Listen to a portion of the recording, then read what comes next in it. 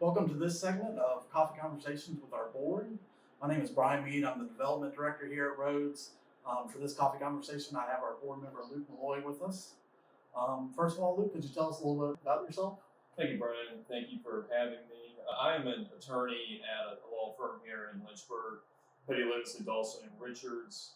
I have been with the firm since November 2019. Our firm handles a variety of different specialties in the legal field, but specifically I'm on the litigation team, which entails anything that requires a court appearance, which even within that category is a broad range of matters. And we also specialize in employment law.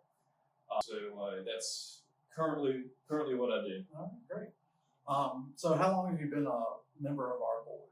I have been with the board since January of this year, so okay. fairly new to the board. Great. Well, I'm the newest staff member, so I think we have a couple more that might be newer than you on board, but I'm glad to have you. Why did you decide to join our board of directors? And was there something specifically about this organization? So in other words, were you seeking out to become a board member of? Right. No, it didn't exactly go that way. I was another board member approached an attorney in our office who serves on the boards of many nonprofits in the area, and given his restraints, he suggested that I join, not only because I was the new guy with the firm, but also because of my prior experience. I actually began my legal career in Charleston, South Carolina. I'm from the area. I'm from Amherst County originally. However, I went to law school and practiced in Charleston, South Carolina for about 10 years. And my first job at a law school was with the Charleston County Public Defender's Office, which was certainly a different practice than I am with now. That was solely criminal defense and a point of representation for those charged with crimes who cannot afford an attorney or who qualify as indigent. And by virtue of that, the majority of my clients during that time suffered from some type of drug addiction, mental illness, or combination of the two. So it was a recurring issue that you had among clients in that type of practice.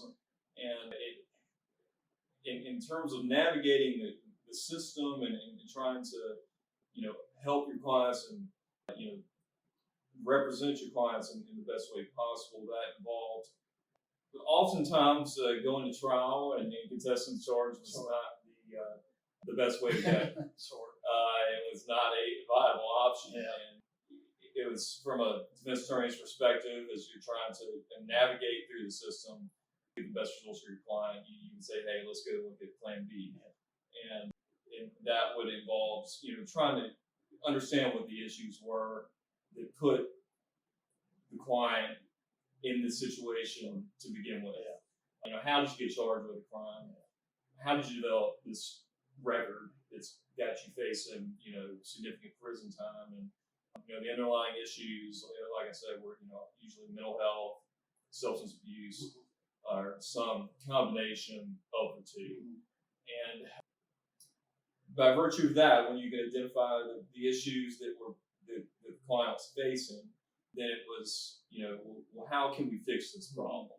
Or what is an alternative that we can achieve, an alternative to prison? And that would involve, rehab or some type of rehabilitation or, some type of service that was designed to, steer people away from drugs and alcohol or whatever ailments they had that put them in the situation that they were in.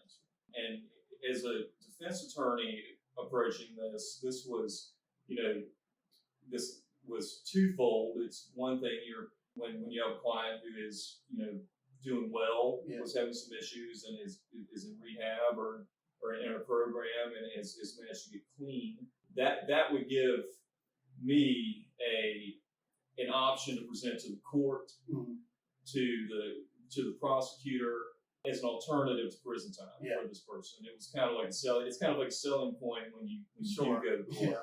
But on the front end, once I was able to identify programs and organizations that had worked for my clients in the past, I could kind of sell that to the clients on the front end when I was first coming into the picture or coming to their lives. As, hey man, let's give this a try.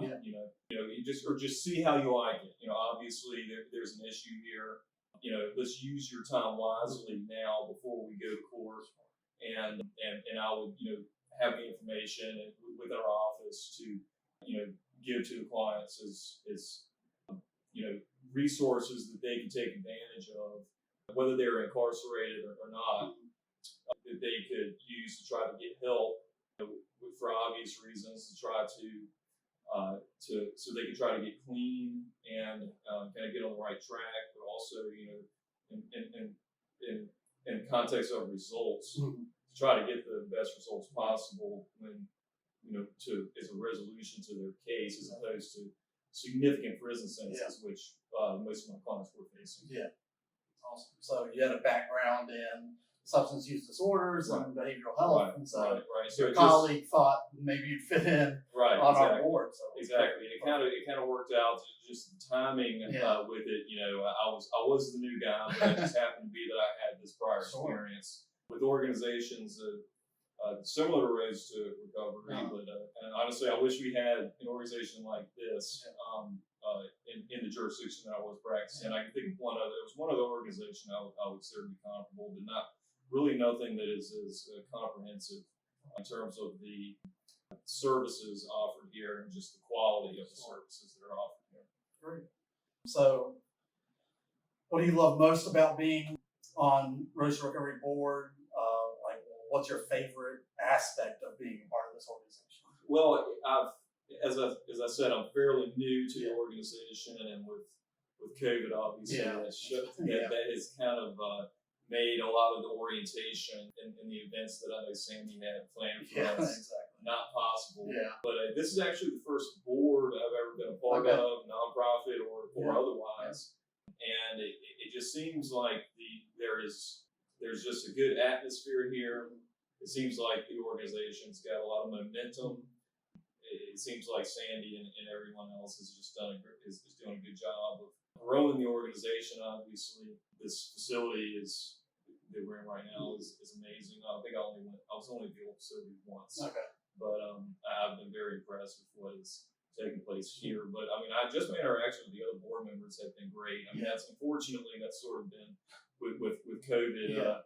My interactions with the organization have sort of been limited to the board, but it's such a good board, and there's so many good quality people on the board that has been a good experience for me, reaching out and making connections through that. Yeah, definitely.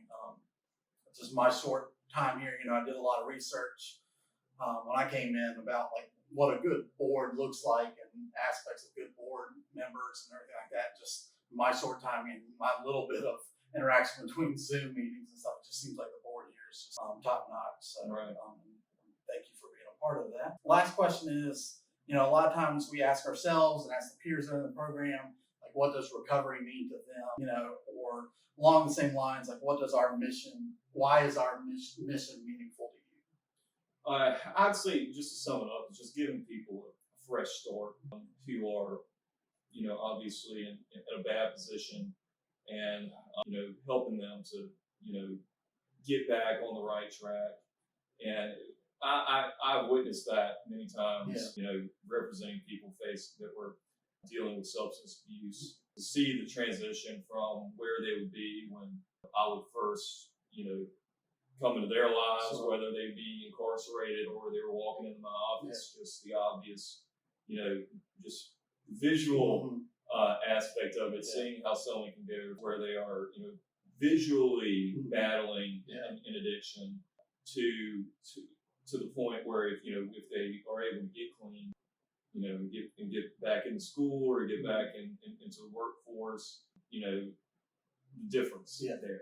Of seeing someone who's able to recover and able to get clean, to me, it's just was always a very fulfilling experience as a public defender. However, it's a way for me to continue to see that and be a part of an organization that has that as its goal. Yeah, that transformation is always very something to see. That's for sure. Well, thank you, Luke. Thanks for coming in today and joining us. Stick around, everybody, and watch our next segment, please. Thank you.